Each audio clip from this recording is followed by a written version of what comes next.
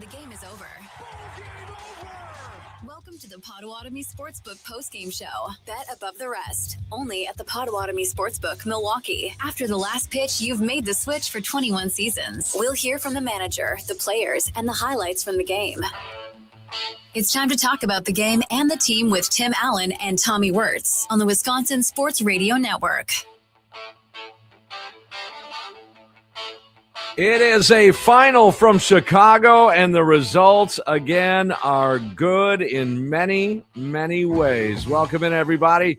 It is the Potawatomi Sportsbook postgame show here on the Wisconsin Sports Radio Network. Tim Allen, Tommy Wortz, in a 5-2 Brewers Game 2 victory over the Chicago Cubs. Wow. Okay. Got a little testy, a little dicey, as Uke would say. In that eighth inning, I was a little nervous. Tension built up just there. Just a little bit. But, man, the Brewers take the first two games of this series. They have now rattled off 15 of their last 20 games, and it looks like the big brother in the division is back where he should be, into first place. Oh, okay, Tim. Well, I'll go back to many years ago when a broadcaster in Chicago, I was interviewing him on one of the shows, and he had said that the Cubs look at the Brewers like a friendly rival, the little brother to our north. Well, I mean, that changed probably right around the time he said that to me is when that might have changed. But this is huge. Jake, how good is Jacob Misiorowski? My goodness. Yeah. I mean, Tommy, he's vying for a Cy Young at this point. Now, Again, we're May, what are we, 20th, whatever it is. But again, look at the numbers. Look at the consistency, and that's what we look for, is the consistency out of him. Yeah, after this start today, Jacob Misiorowski now 4-2 on the year, a 1.89 ERA, 57 innings of work, 88 strikeouts, a .88 WHIP as well. The WHIP is second in the majors. The ERA is third in the majors. The strikeouts are first. Tim Allen. Brewers, just amazing. Just absolutely amazing. Pitching, once again, you hold a decent offense down to 2 runs. What'd you hold them to yesterday? 3 runs. It's just constant with these guys. Pitching. And by the way, when I looked at the lineup today, it was like, if there was ever a time to have the identical lineup as yesterday, today might be the day to do it. He didn't do it, so I disagree with Pat Murphy. Then what happens in the first inning? Oh, yeah, that would be this, Tim. Mitchell, a bullet back up the middle. That'll score Terang. Contreras on his way to third. The Brewers take the lead on a 2-out RBI single by Garrett Mitchell. And Misiorowski into trouble in the bottom half. He walk the leadoff man? He did. Yeah, that's a bad habit for these guys. But then you have a chance for a double play, and whoops, E6. That one was brutal. So that then volleys it over to me, saying, well, you might want to have the same lineup because Ortiz would have been there. Okay, but Misiorowski stood tall and worked his way out of that. Fast forward to the third inning where the Brewers would tack on by the aid of a wild pitch. Gets away from Amaya. Here comes Churio to score on a wild pitch.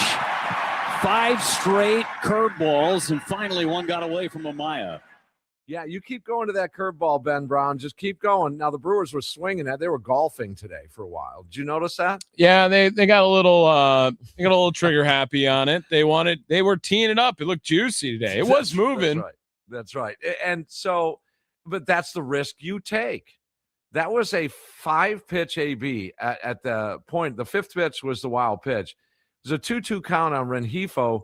All 5 of those pitches were curveballs. You just went to it too often, Ben Brown. Cost you a run right there. Then it cost you another one because Jake Bauers had a bat in his hand. And Bauers into right center, a base hit. That will score Contreras. They're on the corners again. Another RBI for Jake Bauers. 3-zip at that point. And you're thinking, someone come up with the knockout blow. Traffic jam after traffic jam after traffic jam for the Brewers base runners. and they can't come through to really give the knockout blow.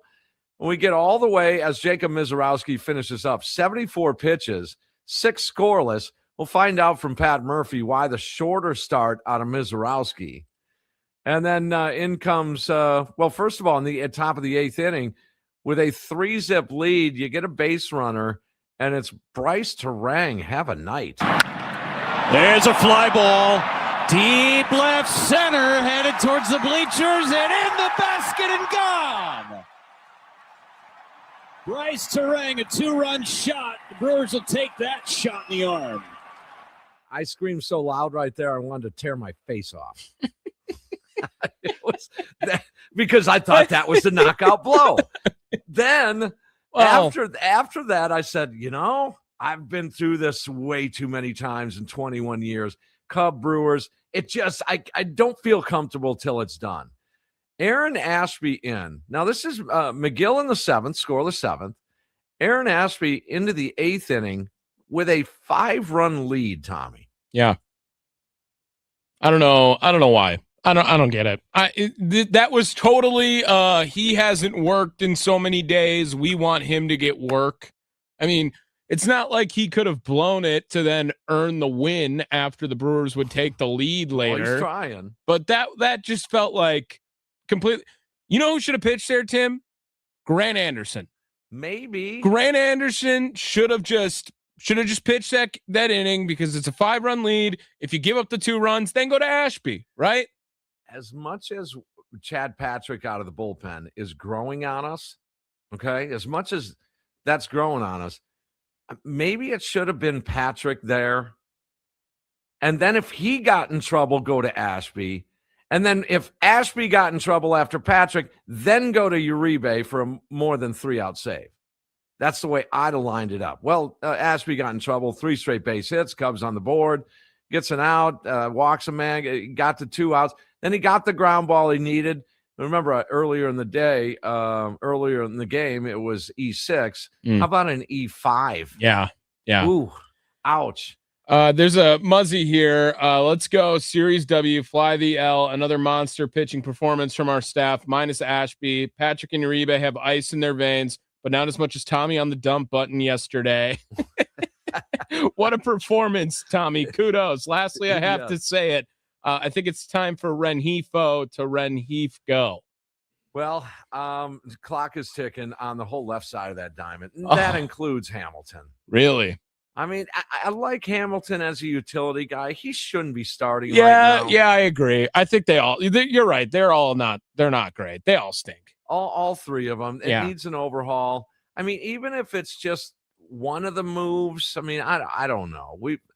June 1st is coming soon. Hey, Tim, Cannon River West wants to know, when do we start talking about an extension for Jake Bauers? You laugh. You would have done it already. He'd be getting Ohtani money if I was in charge. But today, we're after today's game. He's 294, 365, 875 / line. That's amazing. Like, what more do you want from the guy? Just having a great season. Jake Bauers and the Brewers. They get the victory here in Game 2. Now it's time to get greedy. Kyle Harrison on the mound tomorrow in the series finale, and the Brewers going after the sweep after a 5-2 victory. Nicolay Law talking text line at 414-677-1250. There's Tommy Wortz, Tim Allen talking about another Brewers victory. Let's go on the Odyssey app. He's tuned in Virginia. His name is Austin. Austin, welcome to the show. You're our leadoff hitter. Hey, what's up, Tim? A big win here. Really good to see this team. I love watching them, especially just the way they run and manage the offense, station to station. Taking that extra base when they can. Just really good to see. I mean, it's just all facets of the game. They are right on.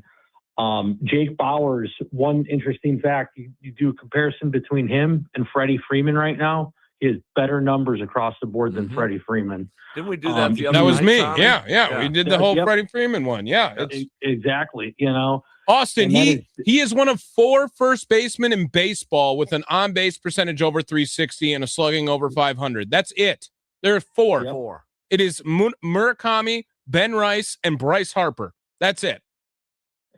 That's amazing. And I mean, it's great to see him, get that type of production from him. I love it. And with the pitching, I mean, every time Miz is on the mound, you know what you're going to get, right? And, I really, just props out to Chad Patrick for really escaping that eighth inning there after Ashby. That's going to happen, with here and there with, I mean, Ashby's been solid, 8-0, I was waiting for the 20-game winner here by the All-Star break. But, it was good to see this bullpen also get out there as well. So I'm excited. Let's get the let's get the sweep with Harrison, and special shout out to St. Francis Mike, as he said it yesterday. Let's get the Eddie Cedar brooms out and sweep the Cubbies here. Let's do it. All right, Austin. Thank you for tuning in. Thanks for participating. Jacob Mizorowski is the only MLB pitcher in the modern era to have a 4-start span with 30 strikeouts, no runs, and no extra base hits allowed. Tim Allen. And when you go over the history of starting pitchers, I mean, there's talk now of him being the hardest throwing starting pitcher of all time. Jacob Mizorowski is the first pitcher in Major League Baseball history to have 5 straight starts of 8 or more strikeouts and not allow an extra base hit. It's like he's unhittable. Did you see Pete Crow Armstrong and two of the ABs look silly, especially the first one? He had one where he fell really bad, really bad. An ankle breaker for Mizorowski. Did you notice the velocity though wasn't as high as it has been? Now, I'm not saying there's anything wrong, but that may have been by design. That may have been for longevity in the start, for not, blowing it all out, blowing the arm out in the first couple of innings and then having to, lessen the velocity a little bit. Yeah. Let's get one more caller in before the first break here. Greg out in Waukesha, you're up next. What's up, Greg? Hey, great win tonight. We're in first place, guys. That's awesome. Beautiful. Hey, Chad Patrick had no business being in that game tonight. I mean, I agree. Ashby didn't have his best stuff by any means tonight, but I agree with you, kind of, Tim, or Tommy, whoever said this. What about a 4 or 5 out save by Abner Uribe? What about bringing Abner there in the eighth? To get those last 4 or 5 outs. I mean, he's proven that he can do it. I just don't get what Murphy was doing by bringing Patrick in. The only thing I can think of with Ashby, I mean, Patrick, the moral of that story is you're still an arm short in the back end of that bullpen. You just are a high leverage guy. Now, can Chad Patrick turn into that? We're going to find that out. It appears. It does appear we're going to find that out. But what was wrong with Patrick pitching the 7th, McGill the 8th, and go on from there? Or Murph, to your question, Greg, maybe Murphy was looking for Aaron Ashby to get 2 innings, up 5-zip. That would be my guess, is that he wanted Aaron Ashby to just take it off the sheet, just take it to a win at 5-0. Yeah, does that make either sense, way, Tommy? though, we got the win. It was awesome. Yeah, all I right, get Greg, you, Tim. Thank you. Does that make sense, though? I think we may hear from Pat Murphy allude to that. I'm just guessing. Unless he's moving Aaron Ashby into high leverage and lower outs, lower innings. Well, Chad Patrick might be in high leverage, too. Someone has to be. One of those two. You can't just go with 2 extreme leverage pitchers in McGill and Abner Uribe. Right. You have to have one more. We're used to one more, just saying. And then Ashby, you use wherever. All right, Nicolay Law Talking text line 414-677-1250. Brewers beat the Cubs. They move into first place. They take the series, and they're 10 games over 500. By the way, along the way, winning 15 of their last 20 ball games. They're on a roll. Potawatomi Sportsbook post-game show live here in the Wisconsin Sports Radio Network studios.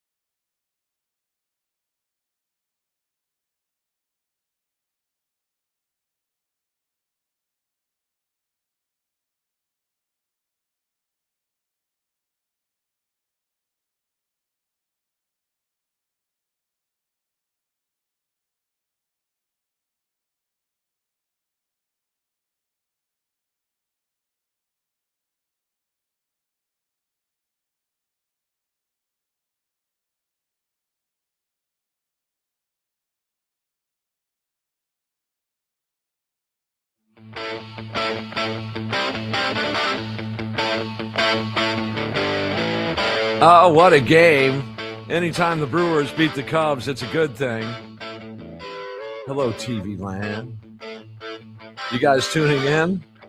Do you want to see me destroy some Cub paraphernalia? Oh, God. What are you going to do? I don't, I mean, there's pyrotechnics and there's danger.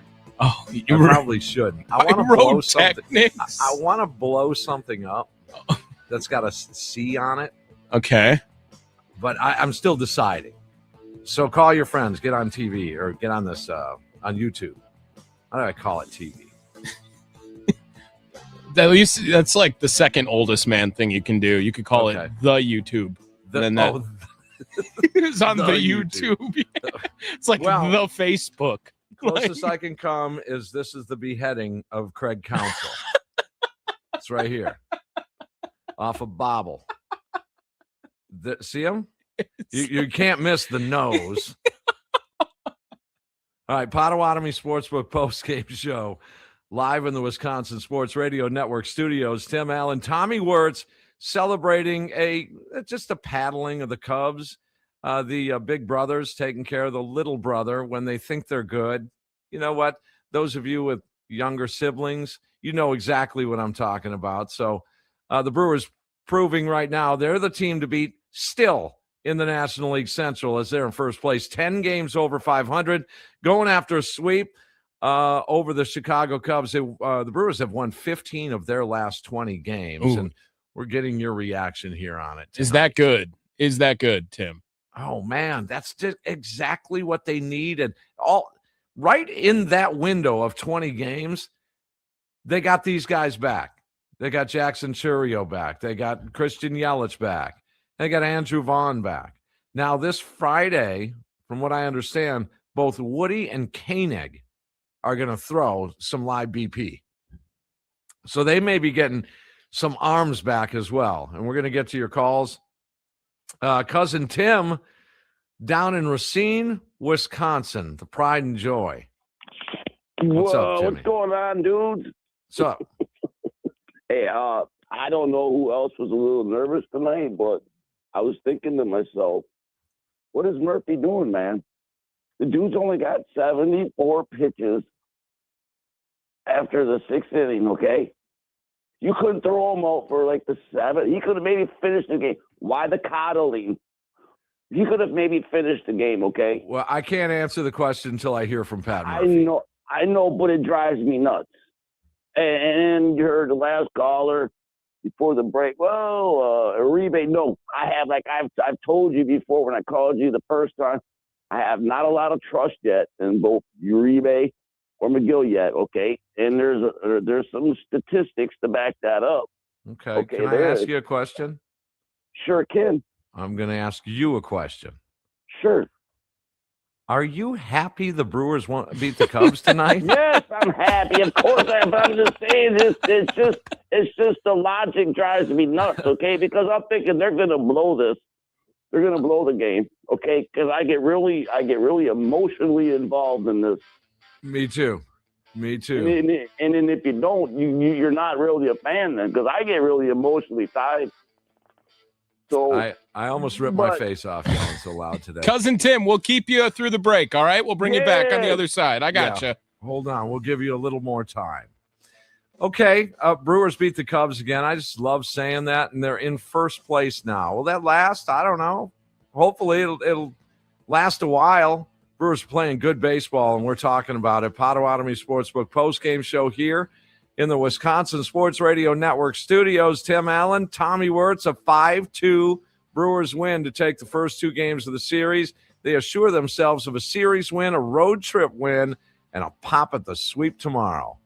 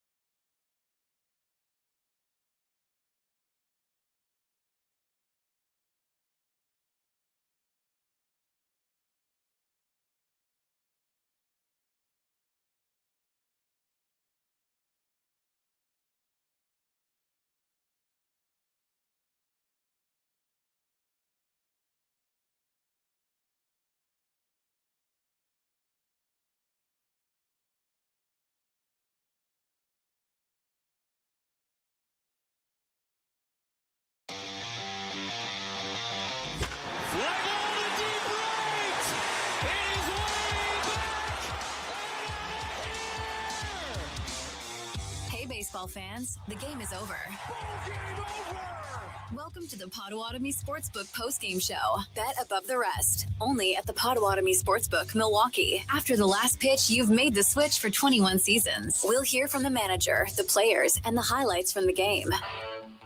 It's time to talk about the game and the team with Tim Allen and Tommy Wortz on the Wisconsin Sports Radio Network. Yeah, welcome back. Brewers beat the Cubs in game 2 of this 3-game series. They take the first 2 games of this series. They're going after a sweep tomorrow. They're into first place. They've won 10 of 12. They've won 15 of 20.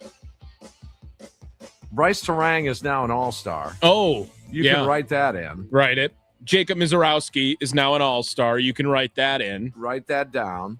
And those of you listening or watching in Chicago, I would like to hear from you guys. How does it feel that the Brewers are just taking you to task every year? How does that feel? How do you enjoy the sloppy seconds of our manager? How do you enjoy that? I mean, did Craig Counsell come down there so he could lose to the Brewers? Do you get a little more excited every time you hear him go? And you guys know Craig Counsell by now. It's been almost 2.5 years of a 5-year deal. Yeah.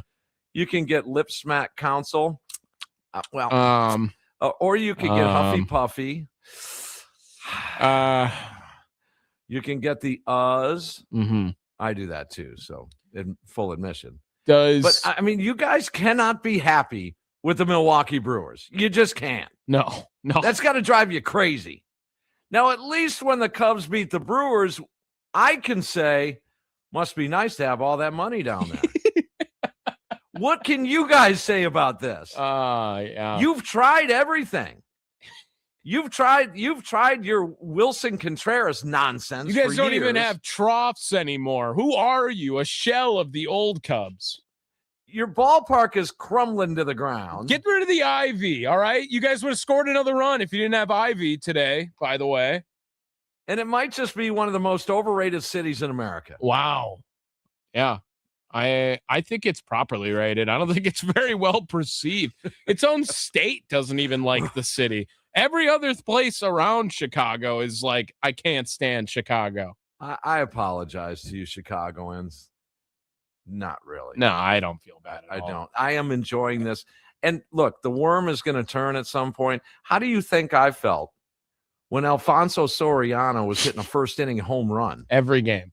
Almost every time. How do you think I felt when the Cubs and Ryan Dempster, which balked every pitch, was pitching game 1 and beating the Brewers? How do you think I felt when Jose Quintana was pitching game 1? They'd line it up.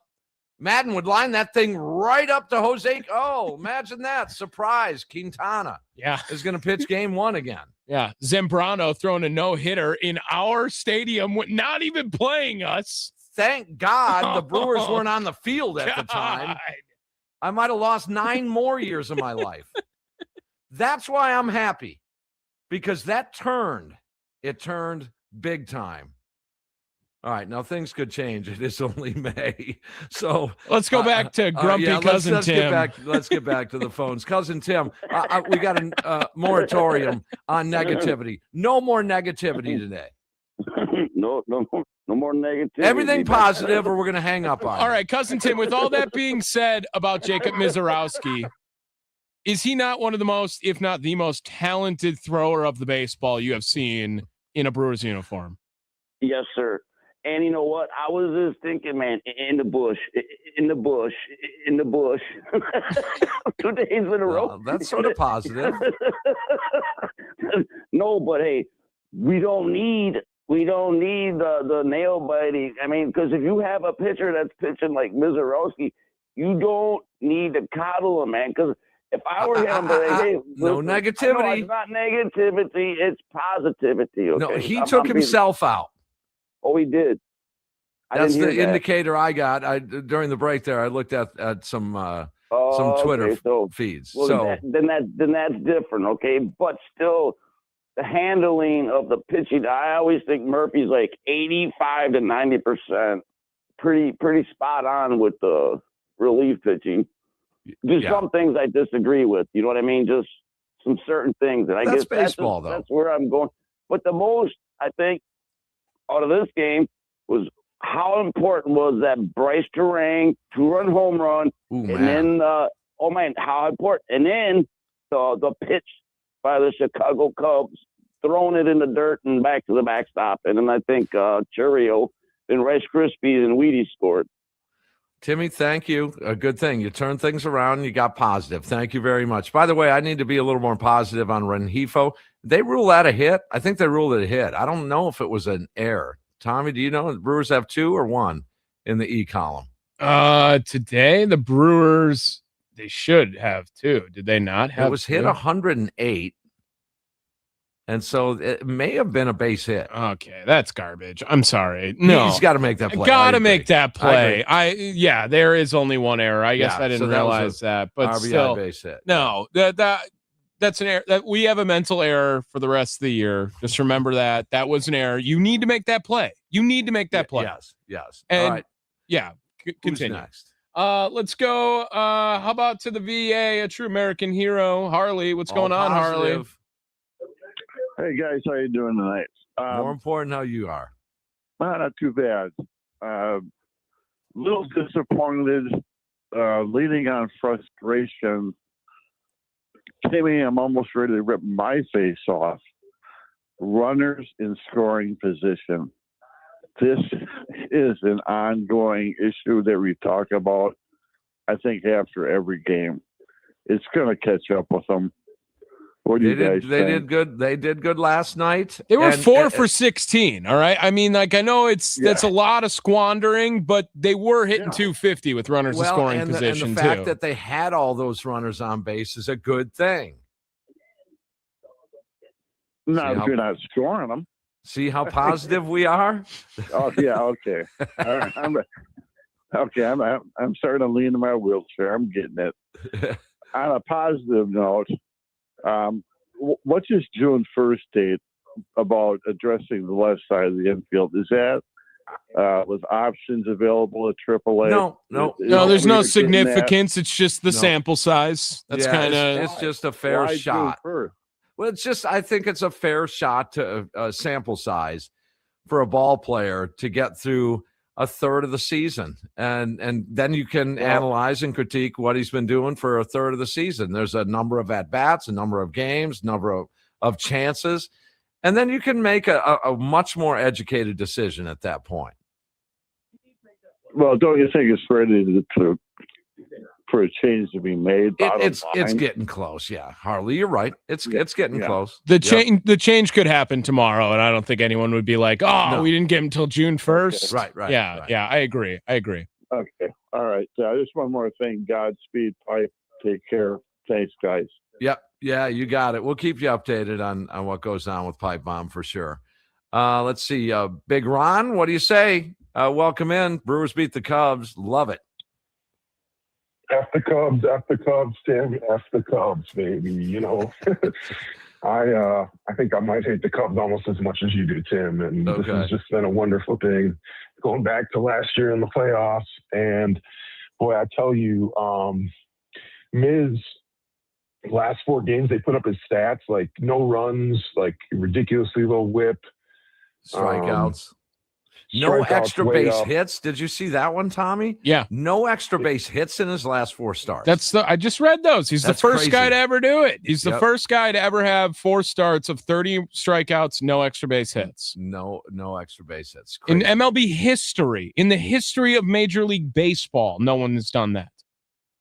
Yeah, and he was really painting the edge of the strike zone. Not only the edge of the strike zone, but the corners of the strike zone. That's the most impressive thing so far this year about Mizorowski is his command. We can all agree on that. It's just command. It's not velocity. It's command of his pitches. It's been amazing.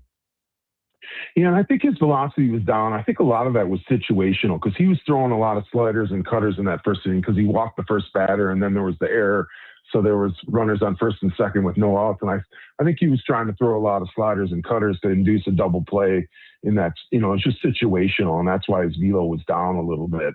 But, it could have been by design. It'll be interesting to hear him, interviewed. Maybe you guys can cut some of that audio. I don't know, but his odds just slowly are creeping down. They're down to 750 to win the Cy Young now, which I still think is at 7.5. I still think that's good value. That is still good value for the way he's pitching right now. 7.5. How is we'll take a peek at some of these numbers, namely the Brewers division number. Oh yeah, that's got to be down to about 2.5. Let's see. To win the NL Central, it is plus 165. Unbelievable. Yeah, I mean, basically 1.5 to 1. Yep. Big Ron, I don't know if you were listening to pregame today, but the parlay did hit as well. It was Bowers to get a hit, Miz over 7.5, and Turang over 1.5 total bases. Boom, 7-1, just like that. Easy. No, I was in meetings. I missed the pregame, but I do. I got to give you credit, Tommy, because you were all over the Miz Cy Young early, and you were all over the being the president of the Bowers fan club. And not only is he killing it, and Murph seems to have made a commitment to, sticking him in left field when he has to get Vaughn in there, and when he doesn't want to put Vaughn at, wants to put Yelich at DH. And committed to playing him every day. But he's heating up his splits in May. He's hitting 360 in May with a 1.1 OPS. I'm gonna have to start looking up if he's even listed for like NL MVP. Oh, dude, Big Ron. If you don't want to see Jake win MVP. Like, I will be insufferable the entire show. Right. I won't be able to handle it. No, I'll love it. I'll be basking in the glory. I'm in the Jake Bowers fan club myself. Yeah, might be the we are a welcoming group. We are a welcoming group in the yes. Jake Bowers fan club. We just want everyone to know that Jake, he's earned this. He's earned this. This is not a guy. He showed up in big moments the last 2 years now for this team, and now he's just getting consistent playing time. And there is not a 0% chance on May 19th Jake Bowers isn't an all-star.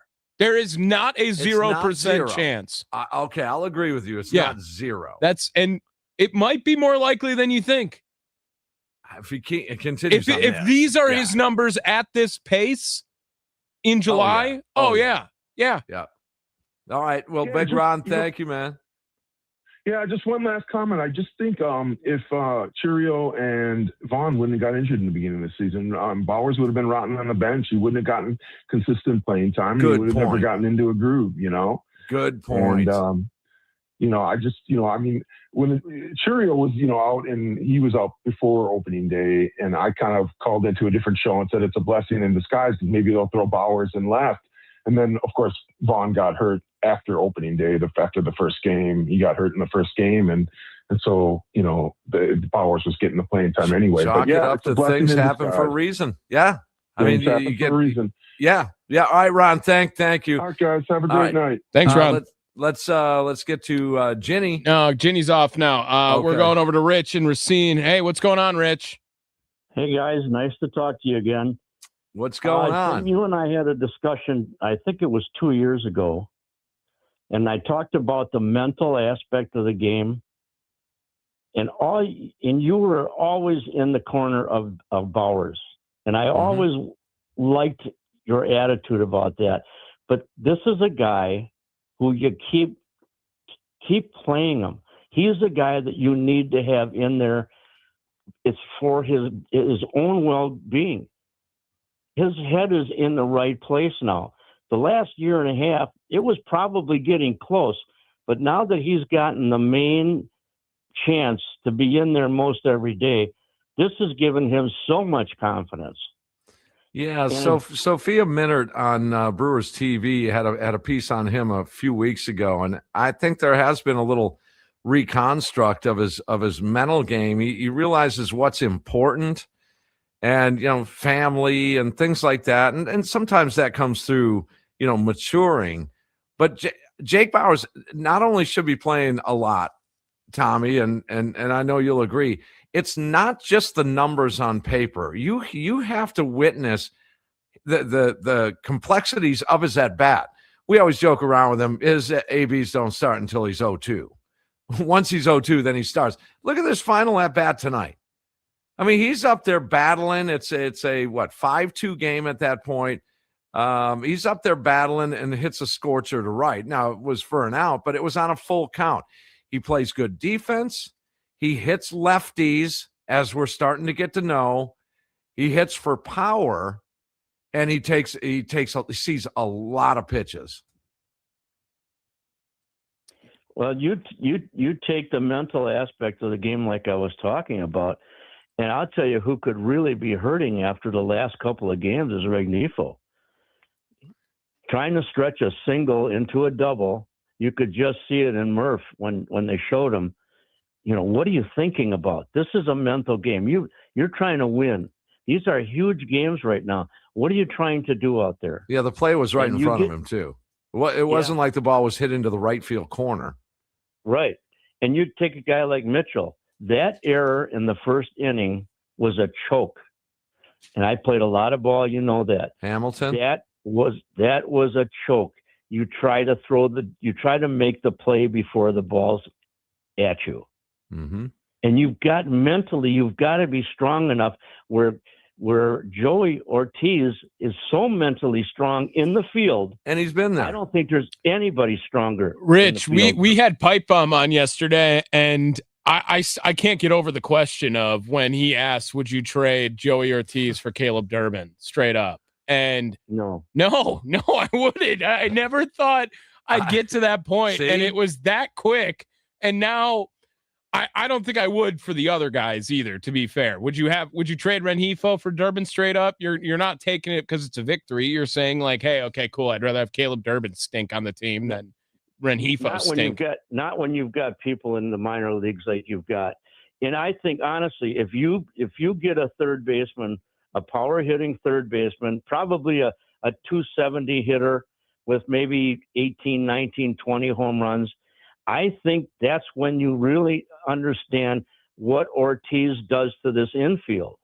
Oh no, I still want him. I still want him out of the team. I mean, I'm not. I don't know, man. I still do. No, because they're going to bring up. If you've got one bad hitter in the lineup, is not going to kill your offense.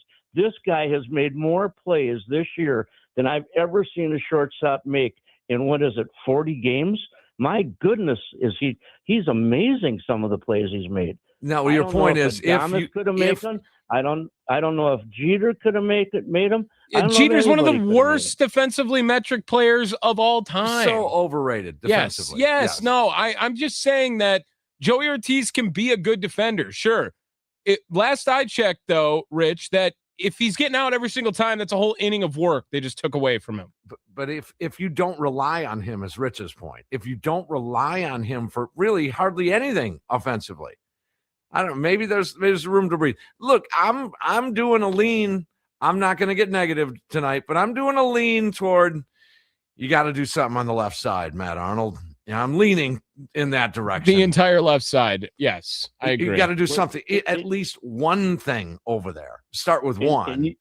And you talk about mental toughness. I know Joey Ortiz is struggling at the plate, and in his head, he's so mixed up. He doesn't know if he's coming or going. Yeah. But he ain't that way at short. Hey, and to be fair, David, I mean, he's 1,000 times ahead of David Hamilton at shortstop on defense. I can give you that. Absolutely. Because, I mean, Pat Murphy put David Hamilton in the correct spot on that double play. He did not move. It was right to him, and he didn't make the play. So unacceptable. Hamilton had a single, had a walk, run scored. Brewers 15-3 in games in which David Hamilton gets a hit. Something like that. 15-3, 16-3. Also, David Hamilton has 24 hits this year. 9 of them are bunts. That's unreal. There's one for the ages. Yeah. Why wouldn't he bunt? Well, he bunted twice. We're all talking about Aaron Ashby 20 wins. What about 20 bunt hits from David Hamilton? What's the most bunt hits, do you think, in a season? Because we're going for that this year, too. It can't be much more than 15-ish.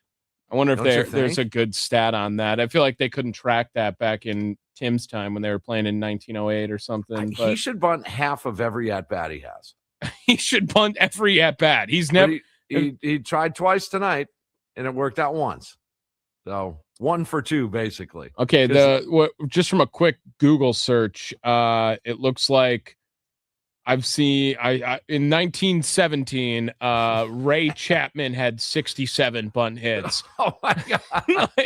Get out of here. Well, that was sacrifice hits. I'm sorry. But when they started tracking it, it looks like 1992 Brett Butler. Yeah. Oh yeah. Yeah. 42 of them. Jeez. Yeah. This is separate from sacrifice bunts here. Yes. It's funny you bring that up. I have tens of thousands of baseball cards in my house. Yeah. The one card I have the most of, that dude right there. Brett Butler? I don't know why. Every time you open up a box, it's like 6 in a row of Brett Butler. Oh man, Rich jumps off. Yeah. Rich, thanks for the call, Rich. I have some baseball cards for you, I think, too, by the way, Tim. You do? Yeah, my mom just found some, and she was like, "Hey, you think Tim wants these? There's like a rookie Derek Jeter in here." Funny enough. No, well, sure, I'll take it. Yeah, no. yeah. Well, her head's kind of crooked, so sometimes she might be seeing it wrong. I don't know. She says my sunglasses are crooked. I think it's her head. All right, Pat Murphy on the way. Yeah, more information on why only 74 pitches for Mizorowski.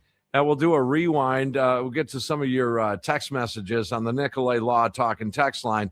Brewers beat the Cubs again. They take the series with this 5-2 victory, and into first place they go. That's the Potawatomi Sportsbook postgame show here on the Wisconsin Sports Radio Network studios. Tim Allen, Tommy Wortz, talking Brewers baseball and a win over the Cubs.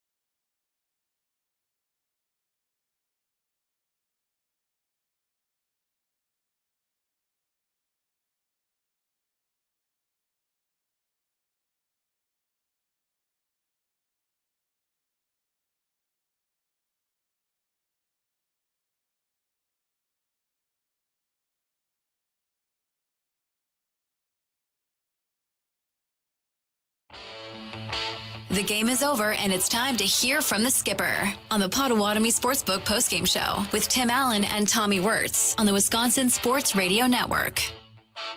First inning is finding his release point, finding his footing there. The mound's a little different here than it is in the bullpen. So, it was finding his footing in the first inning, and then he rolled after that. Very, very good. Ran out of gas, and understandable. Young kid, throws hard. It just,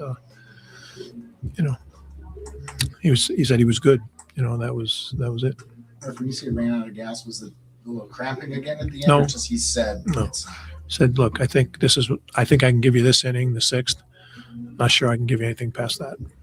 So he did it. Did a great job of it. The efficiency in a lot of those middle innings again, and the strike throwing kind of stood out. Do you think he took a little bit off on purpose for that reason? I don't think so. No, I don't think, some days, again, the mound was a little different for him. If you watch a lot of the pitches, he was slipping a little bit, but it's hard to it's okay to have a tick or two off your velocity once in a while, but he's interested in staying ahead in the count and learning how to pitch and not just throw the ball real hard. So I thought he did a great job of it, really.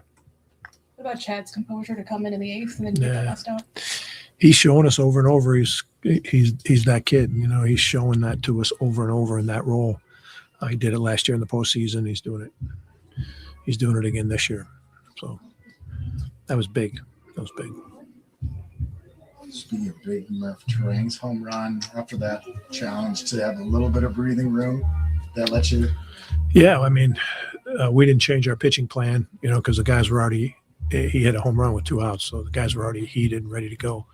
But it was huge. 4 times tonight we struck out with a man on third and less than 2 outs. So it shows you how good that pitcher's breaking ball was. It was all on breaking ball. And, usually you don't win games if you're striking out with a man on third and less than 4 times. And 4 good hitters who are hot. All of them are swinging the bat really good. But, usually don't win those games. But our guys hung in there. They played hard. They were relentless. They kept going after it. Who gave the crew some breathing room? What play was it? It's time for the insurance run of the game, brought to you by G2 Insurance, your friend in insurance, on the Potawatomi Sportsbook postgame show with Tim Allen and Tommy Wortz on the Wisconsin Sports Radio Network. There's a fly ball. Deep left center, headed towards the bleachers, and in the basket and gone. Bryce Turang, a 2-run shot. The Brewers will take that shot in the arm. Bryce, with the way that game kind of was going, there were chances and kind of looking for that big hit. How big was it to get a little breathing room? Yeah, they got a good team. So you want to keep scoring runs. You don't want to ever stop. You want to just keep pushing them across. So just having quality at bats, trying to win every pitch, win every inning, and it worked out. I know you like all your pitchers and they've all performed, but what is it like on a Mizorowski day? Is everything turned up a notch? And what for everybody? Sense? The focus, the knowing what kind of game it might be. My focus is there just as much as if it was anybody else. It's I don't know. I just, no matter who's pitching, I try to play 100% every time. Watching him is really fun. It's electric for sure. We got a lot of good pitchers on this team, but I wouldn't say like I changed the way I play the game when he pitches versus someone else, because I'm not that type of player. I want to play the same no matter what. You got one more tomorrow, obviously, but how big is it to get these first 2 and win in the manner that you did in both of these games? Every game.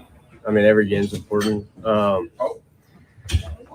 Yeah, no matter who it is, winning every game, and obviously our history with them. But you got to just take it game by game. It's a new year. It's a long season, so winning every game matters, no matter who it is. With this run you're on right now, though, in the last 10, 12 games, is there anything that's really the glue or catalyst that's making it happen? I think just understanding when we play our game, like good things happen. We got a really good team when we play our game, and it brings confidence to all the guys when we do that and succeed and score in different types of ways. It's all a confidence gainer, and these guys have done a phenomenal job, and we just got to keep pushing.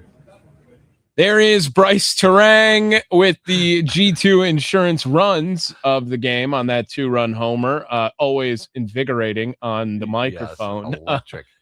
Electric. G2 insurance in sports. You want a teammate who's been there before in Wisconsin. That teammate is G2 Insurance Services. They aren't just an agency. They are your friend in insurance. Whether you're a business owner needing a specialized BOP, a homeowner protecting your family, G2 builds relationships on honesty and value. From auto and home to complex commercial coverage, Tom and the team have been fighting in the neighborhood since 2004. Don't get caught without a game plan. Call G2 Insurance Services today at 262-784-0644 or visit g2ins.com. All right, so Bryce Terang, I love what he was saying there. I mean, every game is important. Yes, it's a long season, but every game is important, no matter who the opponent is. Screw a ramp up. This is big. Stick around here. We have another break here after we hear from Mizorowski. I think especially those that really hate the Cubs, like me, we got a special treat for you on the rewind. In the meantime, the Brewers got the 5-2 victory tonight, in large part because of Mizorowski, 6 scoreless. He's been dynamite. Little shorter start. Here's Miz after the win. After the first 2 batters, the efficiency after that was really good tonight. What did you, if anything, say to yourself after those first 2? I mean, for lack of better words, to figure it out, there's another word in there, but no, I saw the guys on the other side doing their job, so it was one of those things that I got to figure out my stuff and do my job on my side. So, yeah. As we saw you kind of kicking the dirt a little bit on the mound, and Murph mentioned that it was a little bit of a factor for you. Can you just talk about how it affected you, if at all? Yeah, I mean the lead plant leg was just sliding around a little bit, and nothing crazy. Had it figured out, and then obviously had him fix it in the 6th. So not a big factor. These are rivalry games. This is a battle for first place, even though it's only May. How much fun are games like this to be in? Yeah, I mean, it's always fun to face someone that you're, an hour away from. It's fun that just, the fans get behind you, and it's a lot of fun in that way too. You get chirped going into the bullpen, and with the bleacher creatures, it's fun. Does that go into the sort of intensity of those innings? Does that go into where you find a point where you're kind of feeling like you're at the end? With what? The atmosphere. Does the atmosphere contribute to when you feel like it's time? No, I mean, I think it's just my body. I think it's the body kind of hit the wall. If anything, you kind of just get tired. I was giving it everything I got for 6 innings, and just hit a wall. Mentally, do you think you could have gone in 7th, but physically you couldn't, or was it just both? You're I'm tapped that up for 6? I think it was more just the boys we were up by 3, and it's not worth me trying to scrounge 3 outs, and I can turn it over to our bullpen, who's been excellent, and have those guys take off and do their job and succeed. How much does that faith in the guys that are coming in behind you play into your knowledge of how you manage your effort through the first 5-6 outings? Yeah, it's I think it's huge. I think that's an amazing thing just to be able to roll out there and go into that 6th inning, 6th, 7th inning, and really let it eat, and understand that hey, if something goes wrong, those guys behind me got my back, and they can come clean up an inning if need be. How efficient has bullpen Chad Patrick been? Yeah, it's been awesome to see. Happy for Chad. Obviously wish he was still a starter, but he's finding his role and really rolling with it. So it's awesome to see. You've been so good over your last 5, 6. Have you allowed yourself to think about that at all? Just this latest stretch for you, or are you just too dialed in on what's ahead of you? No, I think it's one of those things you just keep going with it. If it's obviously working, so why change something and why think about it? Just keep going. To think about it is for the off season, and that's the time when you can process everything and really move and build off that. There he is, Jacob Mizorowski. Historic numbers here his last 4 starts. No extra base hits, 30 strikeouts, just 8 hits, no runs. That's never been done ever. Ever. Any pitcher who's ever pitched ever. Not my boy Denny McClain. No. Alex Claudio never did it. Bob Feller. No. Nolan Ryan. No. Wow. That's interesting. All right, we'll give you a little treat here. I love this one. This rewind. You're gonna want to check this out. Brewers get a 5-2 victory. They take the series, their 4th consecutive series. Well, they're going after a sweep tomorrow. We'll preview that real quick as well. Stick around. It's the Potawatomi Sportsbook postgame show live here in the Wisconsin Sports Radio Network studios.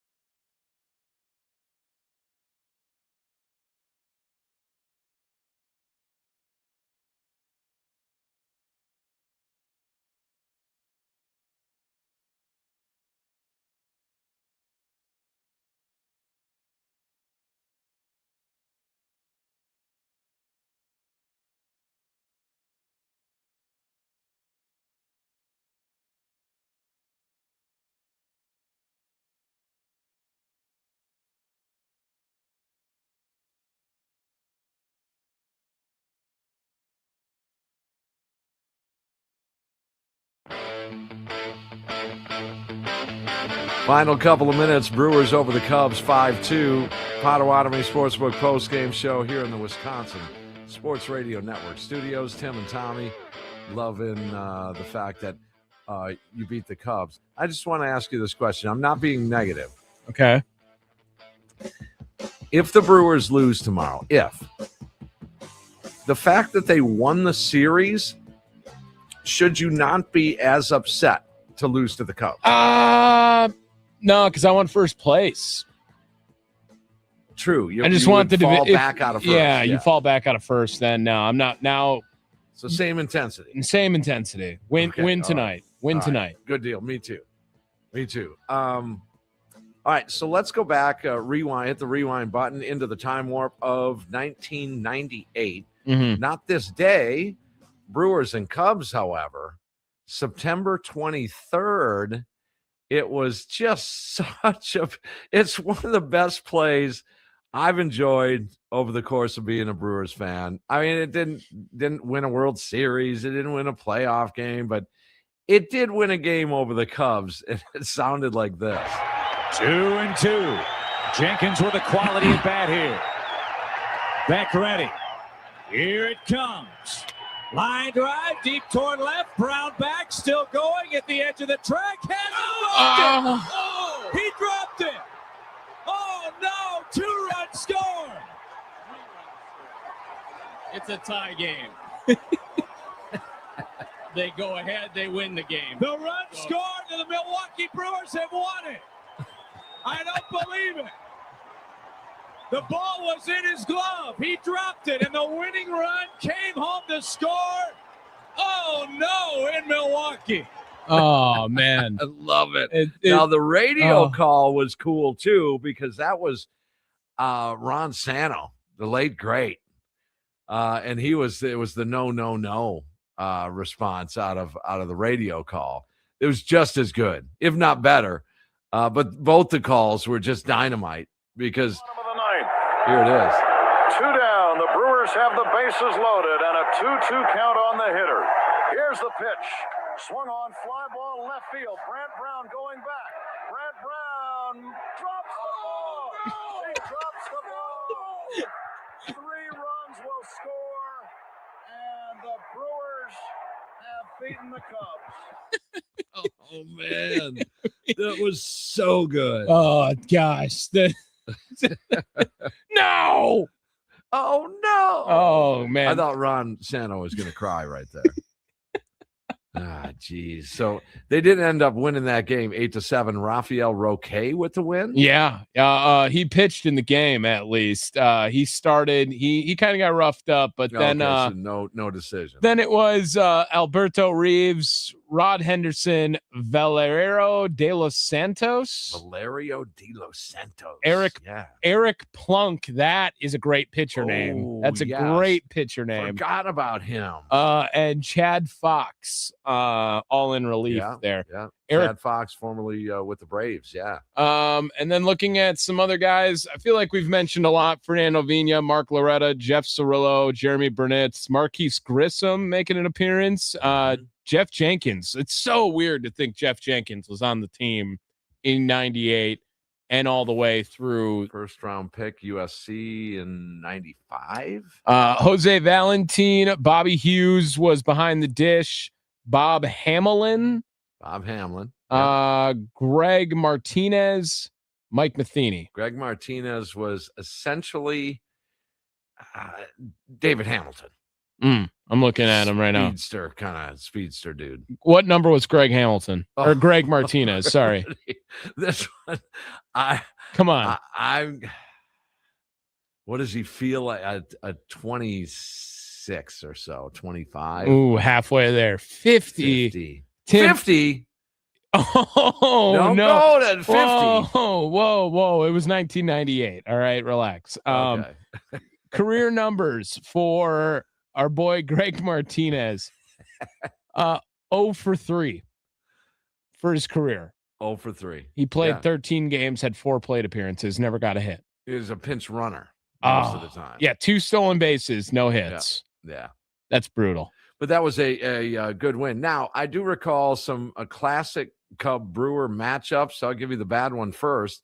In Wrigley Field, Brewers were up 4-0 in the ninth inning when Loretta had an error.